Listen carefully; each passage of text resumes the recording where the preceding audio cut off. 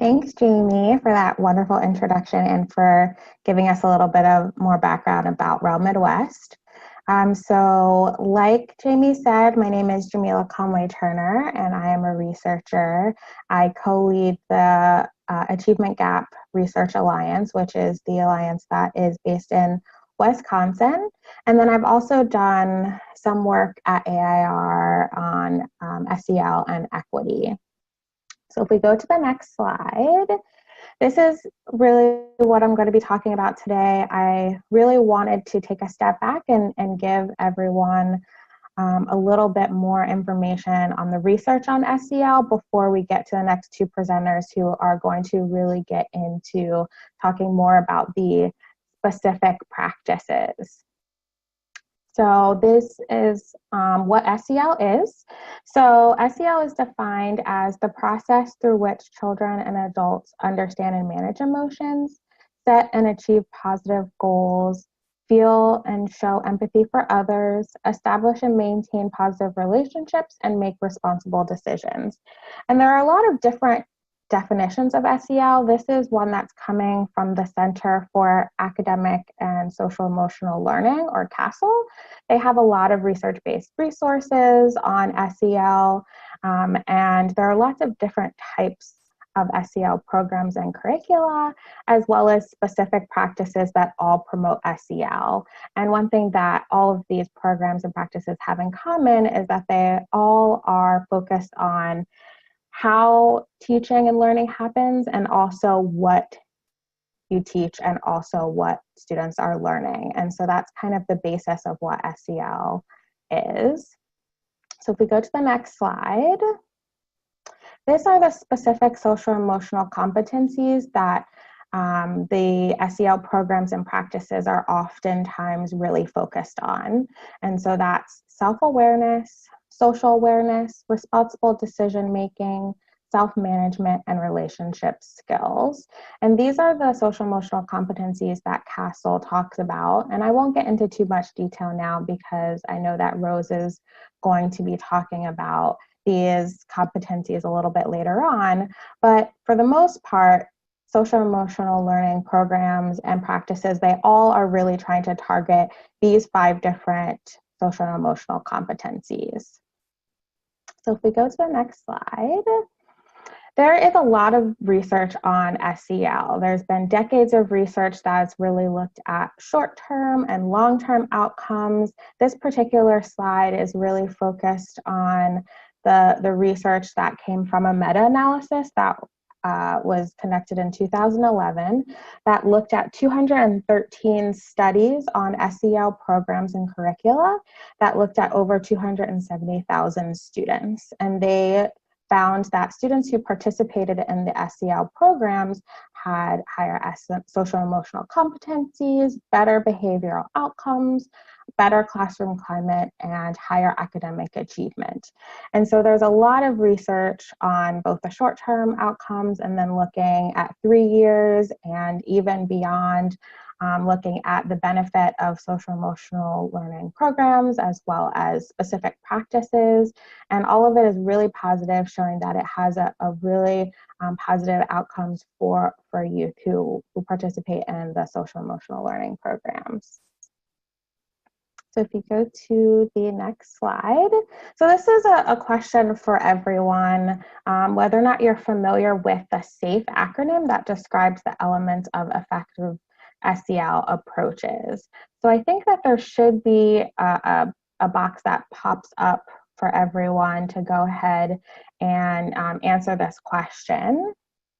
So you'll hit yes if you are familiar with this acronym, and no if you are not. And we'll give you a minute or so to answer this questions, and then I will read out what the results are. So if we go to the next slide.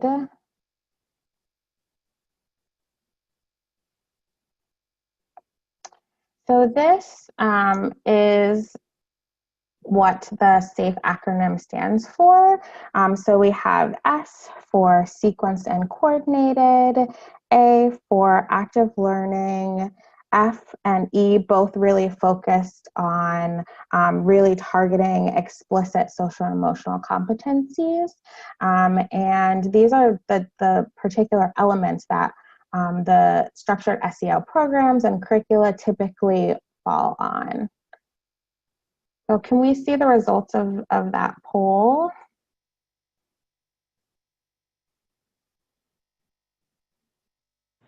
Hi, Jameela. We're working on launching the results. We should have them up shortly. Okay, great. Okay, so here's the poll results now. It looks like 69% of our webinar attendees are familiar with this acronym, and about 30 are not familiar with this acronym, and about 32% are. So that's really good to know. This is research that is oftentimes cited by Castle, and it's really interesting that researchers have looked at, what is it that makes an effective program and curricula that's focused on SEL, and they have found that these 4 particular elements are one of the things that make these programs effective. And so we have, on one hand, we have the structured SEL programs and curricula, and then in addition to all of the research that has been conducted on the effectiveness of those programs, there are also researchers who are looking at specific SEL strategies and pulling out some of the specific strategies that are used in these SEL programs and that can stand alone. And so this research is coming out of Harvard with Stephanie Jones, and she has really looked at, what she calls them kernels of practice. So what are these specific kernels that are within these SEL programs that can be used as standalone practices? And so this is one of the ways that equity is starting to try to come into this conversation about SEL programs, because instead of, if programs or schools are not able to focus on a specific SEL program or curricula, that they can still implement some of these standalone practices that are still going to target the social emotional competencies, the same social emotional competencies that are targeted in the SEL programs. So if you move to the next slide. So this is kind of really leading us into where we are now, which is this intersection between SEL and equity.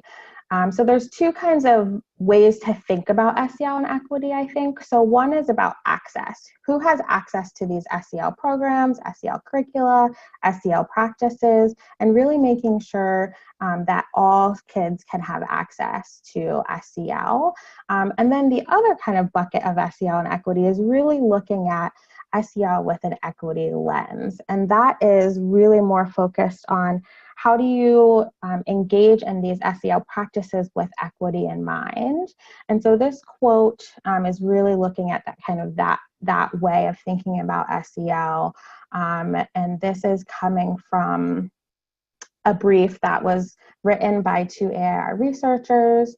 And so they define SEL and equity as a process whereby students and teachers build strong and respectful relationships founded on an appreciation of similarities and differences, learn to critically examine root causes of inequity, and develop collaborative solutions to community and social problems.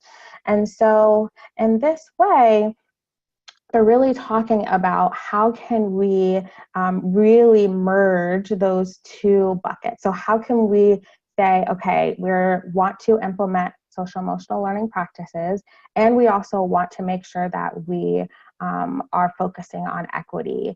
And so recognizing that those 2 things are not mutually exclusive, that you can combine them and really implement social emotional learning practices at the same time as focusing on equity.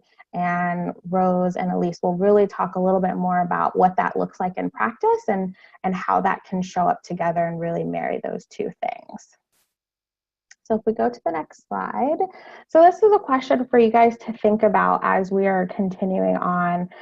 What are some barriers that might keep teachers, adults, or schools from reaching all students and implementing high quality SEL practices. So you can go ahead and write in the chat box here some ideas that you are coming to mind there, and what barriers you might think would be really hindering being able to implement high quality SEL practices. So we'll go to the next slide, and I will read out any answers that go in the chat box right now. Implicit bias, yeah, that's definitely one big barrier here. This research is coming from a brief that was funded by the Robert Wood Johnson Foundation. And this is really just pulling out 5 barriers that they talked about, although we know that there are a lot of different barriers that could be hindering high quality SEL. So we have things like educator stress and burnout, which I see coming out a lot in the chat box here. There's implicit bias, another answer that was coming through the chat box.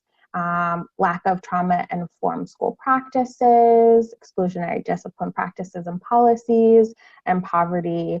Lack of availability to the cost to purchase the curricula. I saw that coming through in the chat box, which is, I think, one of the reasons why that research coming out of Harvard on the kernels is really important, because it's really trying to figure out how can we do low-cost strategies that we know are going to be effective, that teachers and schools can embed in their practices, but that aren't going to be high cost or high burden on the educators. And so that, I believe, is my last slide. And so now we're going to kick it off to Rose, who's going to talk a little bit more about specific practices.